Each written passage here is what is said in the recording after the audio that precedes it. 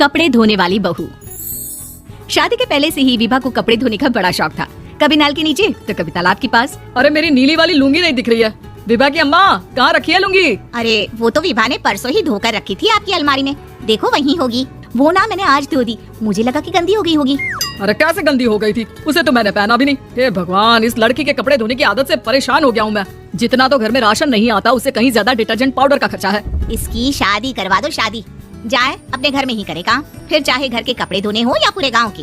हाँ ठीक बोल रही हूँ, देखता हूँ मैं कोई लड़का। वो दिन भी आ जाता है जब विभा को देखने लड़के वाले आ जाते हैं। लड़की मुझे अच्छी लगी।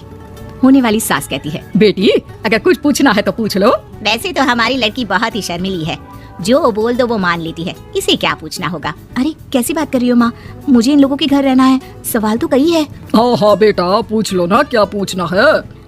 आप लोगों के घर कपड़े कौन धोता है? सास का मुंह बन जाता है। देखो अगर तुम ये कहना चाहती हो कि तुम्हें कपड़े धोने नहीं आते तो सुन लो, कपड़े मैं ही धोती हूँ, लेकिन तुम्हारे आ जाने के बाद मैं रुमाल तक नहीं धोऊंगी। अरे चुप रहना भाग्यवान, बहू बेचारी घर आई नहीं, उसे डराना शुरू कर दिया। वो क्या है ना बिटिया, अभी तक तो ये कल्लू की माँ ही धोती थी, लेकिन अब तुम्हारे पापा तो दहेज में वॉशिंग मशीन देंगे ही। तभी विभा की माँ बोल पड़ती है, सवाल भी पूछा तो क्या। वैसे भाई साहब, मशीन की तो फिर भी कपड़े धोने की कैपेसिटी होती है, मतलब जो बिटिया दे रहे हैं ना विभा, इसे कपड़े धोने का बहुत शौक है। ये आप लोगों के क्या आस पड़ोस गांव मोहल्ले सबके कपड़े धो दे और उफ तक ना करे। बाहर देखा नहीं आपने कितने कपड़े सूख रहे हैं, सब हमारी बिटिया ने ही तो धोए हैं। बस भी करो ना माँ, शर्म आ रही इतनी तारीफ सुनकर। और तो और एक दाग निकाल कर दिखाओ तो मान जाऊँ। हाँ अच्छा माफ करना बेटा, मैंने गलत समझा, हमें तो रिश्ता बहुत पसंद है। और ऐसे जुड़ जाता है रिश्ता कपड़े धोने का शौक रखने वाली विभा का। उसकी शादी हो जाती है कोयला फैक्ट्री में काम करने वाले कल्लू के साथ। शादी के बाद अचानक विभा चिल्लाती हुई सास के पास आती है, सासू माँ, अरे सासू माँ कहाँ है आप? ये तो धोखा है, धोखा दिया आप लोगों ने मुझे। इस ससुर के चक्कर के बारे में पता चल गया। अरे तो उसमें तुझे क्यों धोखा मिला है? अरे नल में पानी नहीं आता, कपड़े कैसे कब धुलेंगे? अच्छा तू पानी नहीं आ रहा उसकी बात कर रही है। तो आपने क्या सोचा? कुछ नहीं। अच्छा तेरी माँ ने कहा था कि कपड़े धोने का शौक है, तुझे याद आया मुझे। शौक बोलकर कपड़े धोने वाले मेरे जुनून को कम ना आके सासू माँ, कपड़ा धोना मेरा गुरूर है।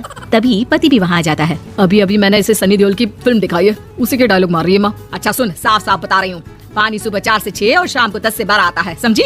विभा टाइमिंग सुनकर हैरान हो जाती है। ये क्या भूतों का मोहल्ला है? सुबह 4 बजे उठकर कौन कपड़े धोता है? 4 बजे टंकी में पानी जाता है, फिर सारा दिन धोना ना, किसने मना किया?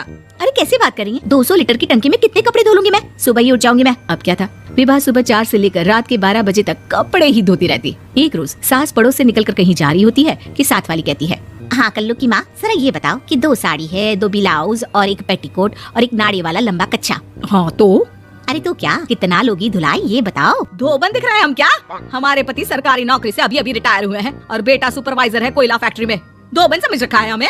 हाय रे कल्लू की अम्मा, माफ कर दो, वो तो मोहल्ले में यही सब बता रहे थे कि तुमने बहू को कपड़ा धुलवाने के काम में लगा दिया है। सास को पड़ोसन की बात सुनकर गुस्सा आ जाता है। वो घर पहुंचती है जहां घर के बाहर ही इतने सारे कपड़े सूख रहे होते हैं जितने कि किसी धोबन के घर पर। अरे ओ कल्लू की दुल्हन, बाहर निकल। माँ जी यहीं आ जाओ, बाथरूम में चादर धो रहे हैं हम। अरे अभी हम धोते हैं, तुमको बाहर निकलो। ये आस पड़ोस वाले बोल रहे हैं कि हम बहू से कपड़े धुलवा कर उसे कपड़ा धोने वाली बना दिए हैं। अरे छोड़ो ना माँ जी, किन लोगों की बातों में आती हो। आस पास के लोगों का तो काम ही होता है कि वो किसी तरह सास बहू को लड़ा दे। बहू सारे घर के कपड़े धोती है, ये क्या कम है? बोलिए।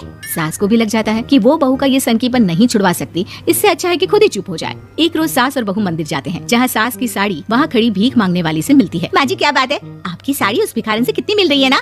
हाँ देखो तो दोनों की साड़ी मिल रही है। क्या बात है कल्लू की अम्मा, तुम खुद को तो अफसर की बीवी बताती हो और ऐसी सिंपल सी प्लेन साड़ी पहनकर घूमती हो। सिंपल और प्लेन नहीं है ये साड़ी। तो क्या सोने के धागे से फूल बने हैं? कुछ भी सासू माँ, कुछ भी। हाँ बने थे इस साड़ी में सोने के धागे से फूल। मेरे पति लेकर आए थे मद्रास से स्पेशली मेरे लिए 10,000 की। ताहे भाई साहब इस भिखारन के लिए भी सेम टू सेम साड़ी लेकर आए होंगे 10,000 की। सास उस वक्त तो कुछ नहीं कहती, लेकिन बहू के साथ घर आती है और अलमारी से एल्बम निकाल कर लाती है। ये साड़ी देख रही है, ये वही साड़ी है जिसे मैंने अभी पहना था। इस साड़ी में ये जो चमकदार फूल दिख रहे हैं ना, ये सोने के धागों से काटे गए हैं।